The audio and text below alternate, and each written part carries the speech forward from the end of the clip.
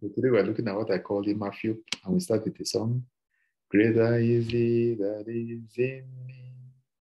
Greater is he that is in me.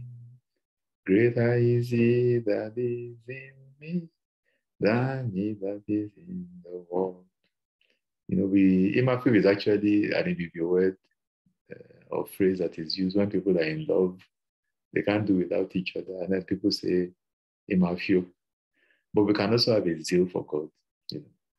And there are a number of examples that I've cited here. 2 Kings 10, verse 6. Come and see, come with me and see my zeal for the Lord. And you see this guy, actually executing judgment on behalf of God. And then, of course, we have the case of Elijah, who was telling God about how zealous he has been in the work of God.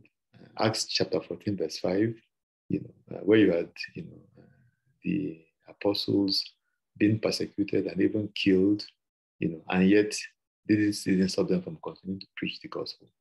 Then, of course, you have Acts 14, verse 19. The Jews came from Antioch and Iconium, and having persuaded the multitude, they stoned Paul and dragged him out of the city, supposing him to be dead. However, when the disciples gathered around, he rose up and went into the city, and the next day departed with Barnabas with them. So people were being killed for their faith, they were stoned for their faith, but their zeal didn't waver. They kept at it,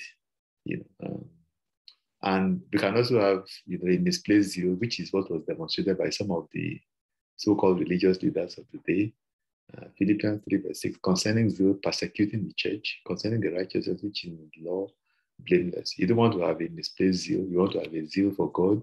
You want to have a zeal for advancing the kingdom of God, but because this has rewards that you can reap.